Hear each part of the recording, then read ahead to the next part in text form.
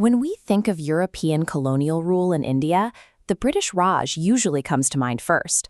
But the Portuguese were actually there, holding on to their power for a staggering 4.5 centuries. To understand why, you have to look at the global economy in the 15th century. At that time, Arab and Venetian merchants maintained a tight, incredibly lucrative grip on the Europe to India spice trade. Prince Henry the Navigator and the Pope saw an opportunity to hit two targets at once. They wanted to bypass that Arab monopoly to secure the profits for themselves and simultaneously expand Christianity into Asia to check the growing power of Islamic states. Make no mistake, these early Portuguese voyages operated as state-sponsored religious campaigns engineered to secure global economic dominance. This chart maps the breakthrough route established in 1498. Vasco da Gama successfully navigated an unbroken sea path directly from Lisbon to Calicut on the Malabar coast. But he met immediate, fierce resistance. The Arab merchants already operating there recognized the severe economic threat and heavily opposed this new European presence. The Portuguese quickly realized that showing up with ships and expecting to trade peacefully alongside established monopolies simply wouldn't work. To secure their foothold, they had to pivot from maritime explorers to military conquerors. That pivot began with Viceroy Francisco de Almeida. He operated on a single strict doctrine: whoever controls the ocean controls the wealth of the land. He called it the Blue Water Policy. Instead of sinking money and men into expensive terrestrial conquests, he prioritized absolute, suffocating naval supremacy. He executed this strategy ruthlessly. In 1509, Almeida's navy decimated a massive combined fleet of Egyptian, Turkish, and Gujarati forces. He then captured the key port of Diu, locking down the sea lanes and turning the vast Indian Ocean into an exclusive Portuguese lake. Almeida proved that in the 16th century, holding the maritime choke points offered vastly more power than occupying the physical landmass. But ships eventually rot, and fleets require constant resupply. Afonso de Albuquerque recognized that a lasting empire needed a self-sustaining society on the ground.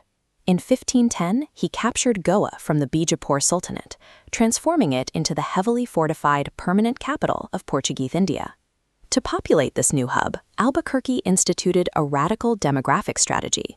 He actively incentivized his soldiers to marry local Indian women to cultivate a loyal, mixed-heritage population. He also expanded local alliances, securing permission from the Vijayanagara Empire to build inland forts, and directly recruited Indian soldiers into the Portuguese military ranks.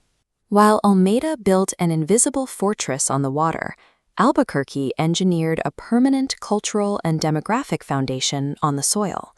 By the time Nuno da Cunha officially established Goa as the capital in 1530 and expanded operations into Bengal, the Portuguese had turned their empire into a massive conduit for global exchange. They brought entirely new technologies to the subcontinent, setting up the very first printing press in Goa. Even more visibly, they initiated a massive culinary exchange, importing completely unfamiliar New World crops across the oceans. They introduced everyday staples like potatoes, tomatoes, pineapples, papaya, and most importantly, chilies, permanently rewiring the national diet. Their most profound conquest bypassed military action entirely. They embedded themselves deeply into India's daily technology and dinner plates. Centuries later, the Dutch, the French, and eventually the British all packed up and left. But the Portuguese stubbornly clung to their enclaves long after India achieved its own independence in 1947. The Portuguese government maintained an absolute refusal to recognize Indian sovereignty, insisting on holding their colonial territories at all costs. The breaking point finally arrived in December 1961. The Indian Army launched Operation Vijay, crushing the Portuguese resistance and forcing a total military surrender. Through a ruthless playbook combining maritime chokeholds with deep demographic roots, the Portuguese cemented their title, the first European empire to arrive in India and the absolute last to leave.